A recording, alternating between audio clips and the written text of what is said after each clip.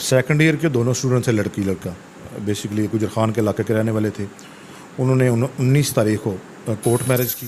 चंद रोज़ कबल जेलम जादा में 17 साल लड़की और 19 साल लड़के को जो थाना सिटी पुलिस ने बरवक्त कार्रवाई करते हुए मगवियान को बाजियाब करवाने के साथ साथ मुल्ज़मान के ख़िलाफ़ मुकदमा दर्ज किया। कितने घंटे में आपने मगवियान को बाजियाब करवाया? ये विद इन 3 और 4 आवर्स हम उनको ले आए थे। कहाँ से बाजियाब करवाया? ये उधर गुजर खान साइड से ही है।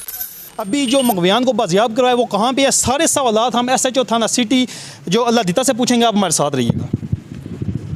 अस्सलाम वालेकुम नाजरीन, मैं हूँ चौधरी तसव्वुर। नाजरीन, मैं इस वक्त जेलम थाना सिटी में मौजूद हूँ।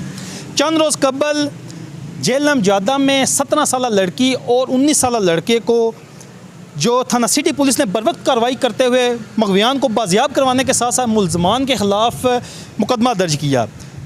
DPO जेलम तारिक अज़ीज़ सिंधु की हिदायत पर DSP सिटी मियाँ अब्दुल जब्बार, इसके साथ साथ जेलम थाना सिटी के SHO अल्लाह दिता ने बरवक्त कार्रवाई करते हुए मुल्ज़मान के ख़िलाफ़ मुकदमा दर्ज किया।